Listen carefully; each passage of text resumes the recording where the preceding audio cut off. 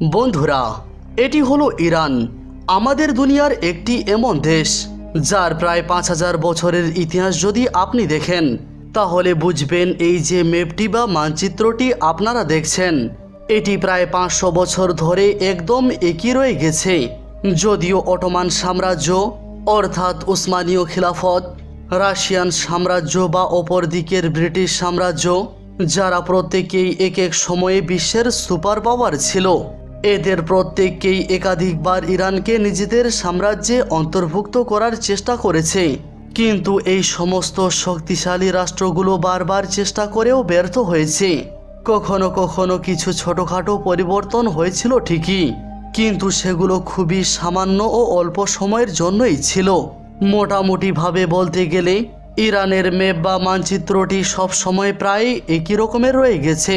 এটা কেবল 500 বছরের কথা নয়, বরং যদি এর থেকেও পিছনে ফিরে দেখা হয়, হাজার হাজার বছরের ইতিহাসের দিকে তাকানো হয়, তাহলে দেখা যাবে 7ম শতকের শুরুতে মুসলমানেরা যখন এটিকে ফতেহ করেছিল, অর্থাৎ খিলাফতে রাশিদার যুগে, তারও আগে শত শত বছর ধরে ইরানের এই মানচিত্রটি একদম একই ছিল।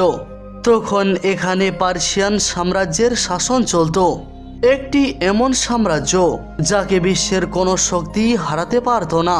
তখনকার সময়ে আরেকটি বড় শক্তি ছিল রোমান সাম্রাজ্য, যারা সব সময় পার্সিয়ানদের সঙ্গে যুদ্ধে লিপ্ত থাকত, এটিকে ধ্বংস করার এবং দখল করার চেষ্টা করত, কিন্তু তারাও কখনো এই উদ্দেশ্যে সফল হতে পারেনি।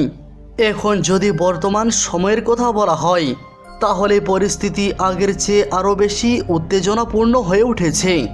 ইরান ও ইসরায়েলের সম্পর্ক তো আগেই টানটান ছিল, কিন্তু সম্প্রতি এমন একটি পর্যায়ে এসেছে যেখানে আমেরিকা সরাসরি ইরানের উপর আক্রমণ চালিয়েছে। তবে বাস্তবতা হলো এই আক্রমণ শুরু করলেও শেষ পর্যন্ত আমেরিকাকে নিজে থেকেই যুদ্ধবিরতির ঘোষণা করতে হয়েছে, কারণ পরিস্থিতি খুব দ্রুত এমন জায়গায় পৌঁছে গিয়েছিল। এই আক্রমণের ফলে ইরানও পাল্টা আক্রমণ চালায় এবং তার সঙ্গে সঙ্গে স্ট্রেইট অফ হরমুজও অবরুদ্ধ করে দেয়। এটি এমন চক পয়েন্ট যার উপর নির্ভর করে গোটা বিশ্ব তেল ও গ্যাস সরবরাহ করে। এই পরিস্থিতিতে আমেরিকার নেতৃত্বে থাকা প্রশাসন বুঝতে পারে যুদ্ধ চালিয়ে যাওয়া তাদের জন্য একটি ভয়াবহ ভুল হতে পারে, কারণ এটি শুধু মার্কিন অর্থনীতি নয়, বরং গোটা বিশ্বের ওপর একটি বড় ধরনের বিপদ ডেকে আনতে পারে। ফলে কূটনীতির চাপে পড়ে এবং ইউরোপীয় মিত্রদের উদ্বেগের কারণে আমেরিকাকে যুদ্ধ থেকে পিছু হটতে হয় এবং যুদ্ধবিরতি ঘোষণা করতে হয়। এই ঘটনা আবারও প্রমাণ করে দিল ইরানকে আক্রমণ করা শুধু বিপজ্জনকই নয়, বরং যারা আক্রমণ করে তারাও শেষমেশে পিছনে ফিরে আসতে বাধ্য হয়। তাহলে এখন প্রশ্ন হলো, কেন এমনটা ঘটছে? কেন ইরানকে জয় করা, ইরানকে আক্রমণ করা প্রায় অসম্ভব বলা হয়? কেন বিশ্বের ইতিহাসের বড় বড় শক্তিগুলো নিজেদের সব শক্তি নিয়োগ করেও ইরানকে নিজেদের নিয়ন্ত্রণে আনতে পারেনি?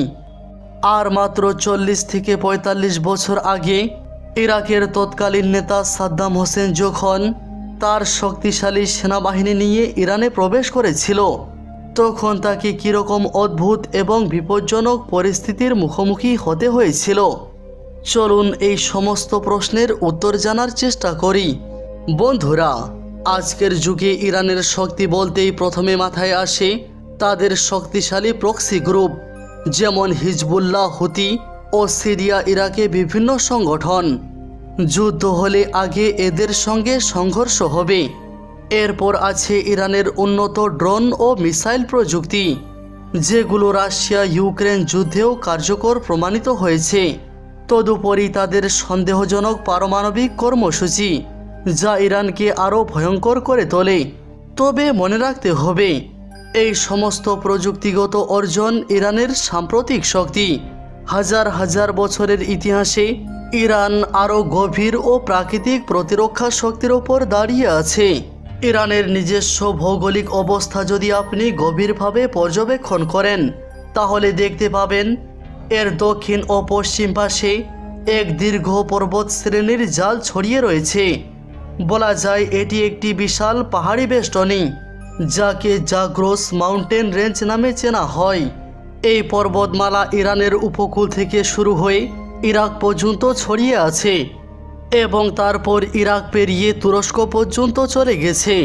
আর মজার বিষয় হলো, এই বিপদসংকুল ও দুর্গম পাহাড়গুলো প্রাকৃতিকভাবে ইরানের সুরক্ষা দেয়।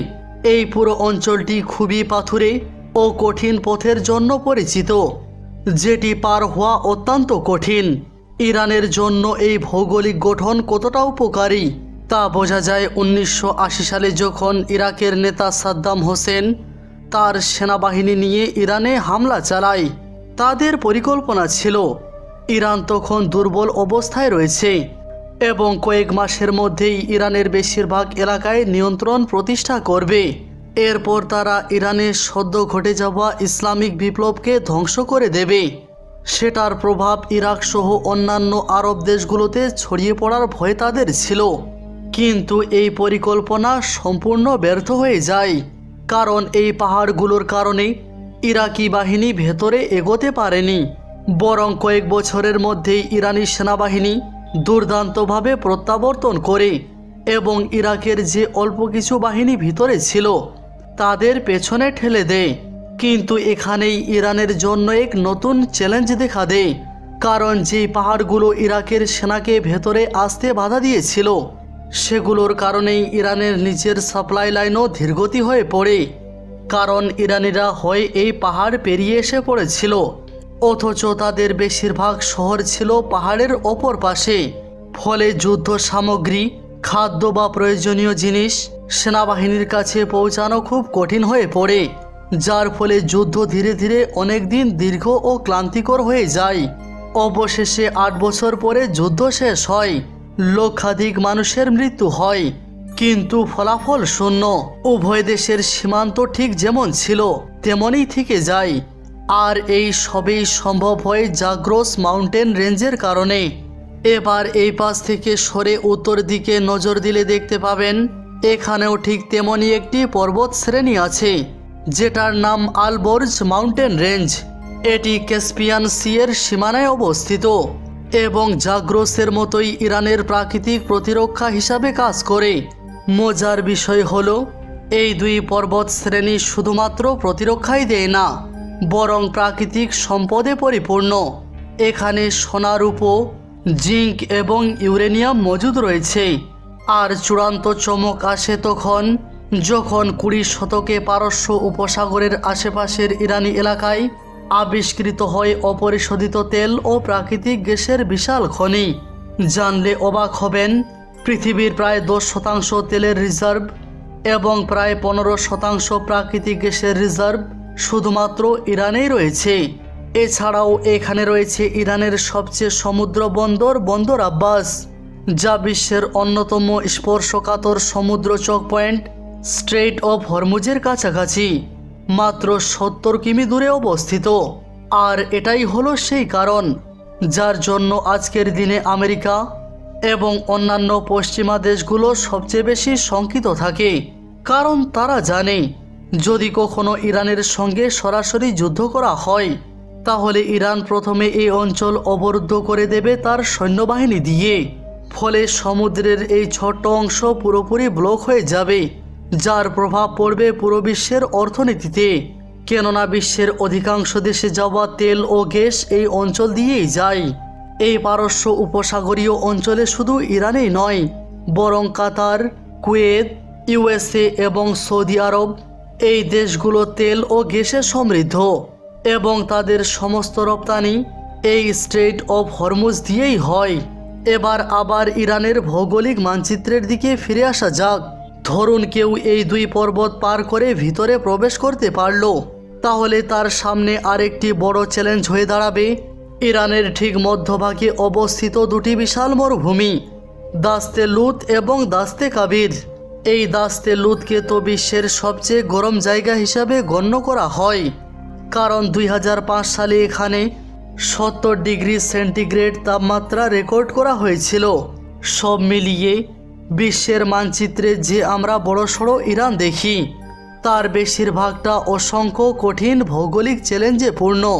এর অধিকাংশ শহর দুই পর্বত শ্রেণীর মাঝখানে অবস্থিত, যা তাদের অত্যন্ত সুরক্ষিত করে তোলে আর বাকি ঘাটতি পূরণ করে দেয় এই বিশাল মরুভূমি। এসবেই সেই সমস্ত বাধা যেগুলোর কারণে ইতিহাসে ইরানকে আক্রমণ করা মানে ছিল এক অসম্ভব কাজ। আর যদি কেউ ঢুকেও পড়ে, তার জন্য ভেতরে গিয়ে টিকে থাকা এবং নিয়ন্ত্রণ কায়েম করা ছিল প্রায় অসম্ভব। আর এখনকার যুগে তো, যেমনটা আমরা শুরুতেই আলোচনা করেছি, ইরান তার সীমানার বাইরেও আরও অনেক বেশি শক্তি তৈরি করে ফেলেছে, যেমন হিজবুল্লাহ, হুতি বা ইরাক সিরিয়াতে অবস্থিত তার অন্যান্য অ্যাক্টিভ সংগঠন। এগুলো এমন শক্তিশালী গ্রুপ যারা ইরানের কভার হিসাবে কাজ করে। বিশেষ করে হুতিদের দিকে তাকালেই দেখা যায়, যেমন ইরানে স্ট্রেট অফ হরমুজ দখলে আছে, তেমনি হুতিদের দখলে আছে বাব আল মানদেব চক পয়েন্ট। ফলে মোটামুটি ধরে নেওয়া যায়, চাহিদা সরাসরি হোক বা পরোক্ষভাবে ইরানের অধীনে রয়েছে। আর ইরান চাইলে যে কোনো সময় এগুলোর সাহায্যে বিশ্ব এবং বিশেষ করে পশ্চিমাদের ব্ল্যাকমেইল করতে পারে। তো বন্ধুরা, আজ এ পর্যন্তই। আশা করি আজকের এই ভিডিওটি আপনাদেরকে অবশ্যই ভালো লেগেছে। যদি ভালো লাগে তাহলে ভিডিওটি লাইক করুন, চ্যানেলটি সাবস্ক্রাইব করে রাখুন। ধন্যবাদ।